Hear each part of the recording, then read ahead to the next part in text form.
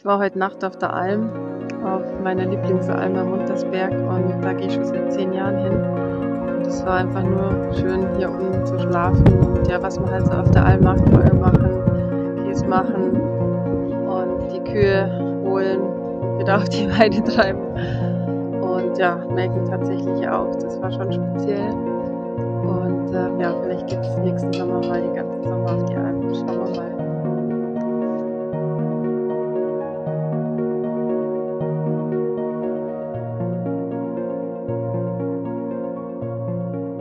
Ich habe eigentlich schon als Kind die Vision gehabt, dass ich mal einen Sommer auf der Alm verbringe.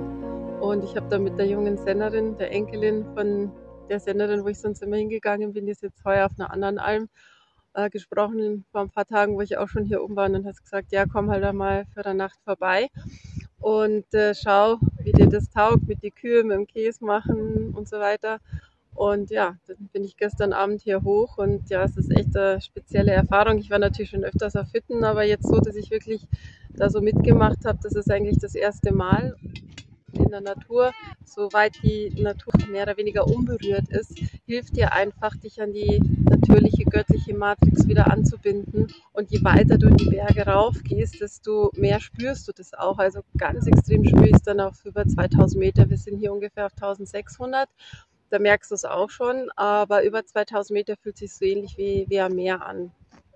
Und das kommt natürlich nochmal drauf an, wie viele Menschen dann auch da sind, ja, weil die Menschen bringen ja dieses Feld auch mit den Gedanken, mit den Emotionen und so weiter. Und ich sage halt immer, wenn wir in den Retreats und Seminaren, wenn wir arbeiten, dann ist es wirklich so, dass du tagtäglich für dich entscheiden kannst, an welche Matrix du dich anbindest, ja, an diese künstliche Matrix der Angst, der Zerstreuung, des emotionalen Dramas oder eben an diese natürliche, organische und letztendlich an das Feld der Schöpfung. Ne? Deswegen arbeiten wir immer aus dieser Erdlichtanbindung heraus, also dass du einfach dir vorstellst, dass du wie ein Baum bist und du bringst deine Wurzeln in die Erde rein und bindest dann deine Krone an die Quelle an, also an das Licht und über das Licht an die Quelle, weil die Sonne ist letztendlich ein göttliches Portal. Ja? Die Sonne ist auch nicht schädlich. Ich werde dazu auch noch ein extra Video machen, sondern ja, über die Sonne kommen die göttlichen Informationen, die Energien, die Lichtcodes.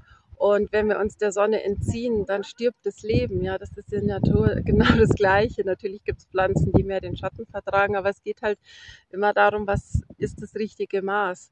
Und so ist es mit allem im Leben. Und wenn du beginnst, aus dieser Anwendung heraus zu leben, dann verändert sich das Leben. Ja, dann bist du viel mehr geerdet, dann hast du viel mehr Vertrauen in das Leben und auch in deine innere Führung und auch das, was über deine Seele reinkommt. Ja, weil wenn deine Seelenenergie und Seelenkraft nicht mehr in deinem Herzen verankert ist und nicht mehr in deinem Körper ist, ja, dann folgst du deinem Verstand.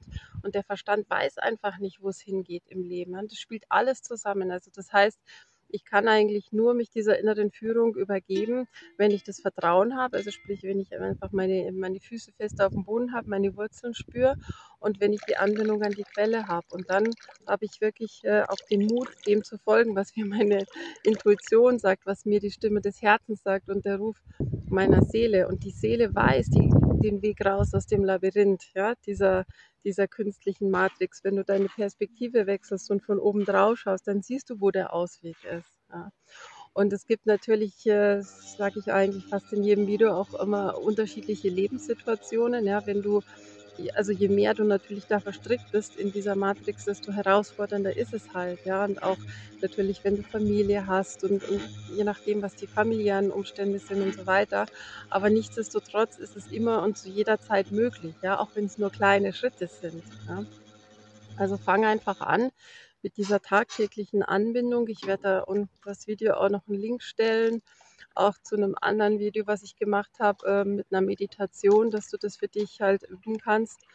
Und ja, in jeder Sekunde eigentlich des Lebens das zu entscheiden, wonach richte ich mich, wonach lasse ich mich lenken und leiten. Ja.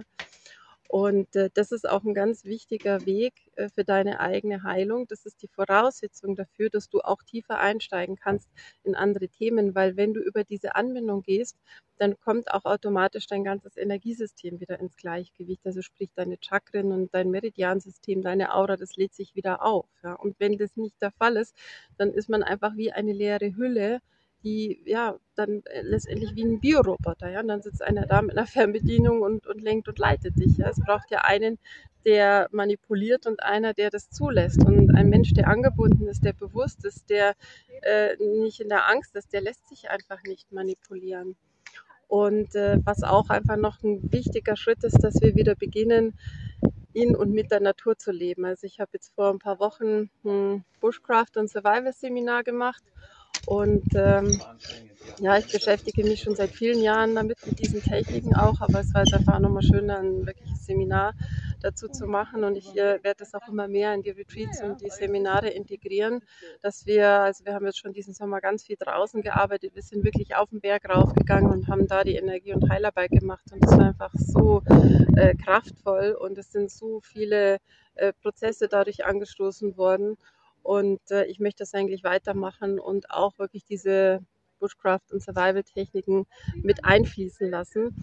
Wobei eben, ja, Bushcraft ist freiwillig und Survival ist eben, ja, Überleben. Also es geht ja nicht darum, dass wir überleben, sondern dass wir wieder beginnen zu leben. Also wenn ich jetzt sage, ich beschäftige mich mit Survival-Techniken, dann ist es einfach so wichtig, dass ich immer wieder diesen Aspekt auch habe, dass ja das nicht nur ums Überleben geht, sondern ich diese ganzen Techniken auch anwende, einfach im alltäglichen Leben. Ja, weil wenn ich jetzt hier auf der Alm bin und zum Beispiel, ja, wenn ich jetzt abwasche oder so, kann ich die Asche nehmen. Das muss nicht nur auf der Alm sein, das kann ich so auch machen, wenn ich einen Ofen habe. Ja.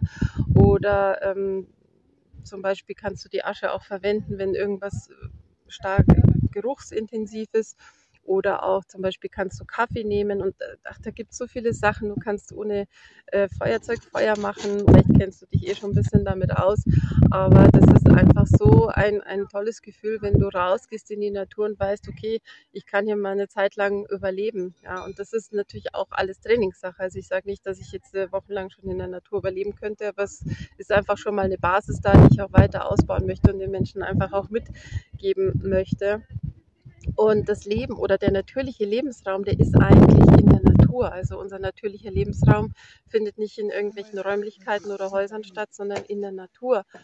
Und man hat uns halt einfach so, die Menschen haben sich halt in die Häuser und auch in die Städte treiben lassen und natürlich auch durch die klimatischen Bedingungen. Es ist halt jetzt zum Beispiel in Spanien, wo ich halt auch schon viele Jahre bin, einfacher draußen zu leben, wie jetzt hier in den Bergen. Ne? Wobei, ja, es geht natürlich auch, aber du brauchst einfach eine Behausung, ja, das geht nicht und du brauchst ein Feuer, du brauchst diese Wärme.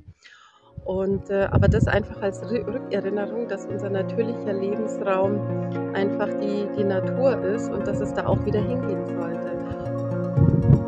Jetzt sind schon ein paar Tage vergangen, seitdem ich auf der Almhütte war und die Kühe sind mittlerweile auf die untere Alm getrieben worden und ja, werden heute dann runter ins Tal gebracht.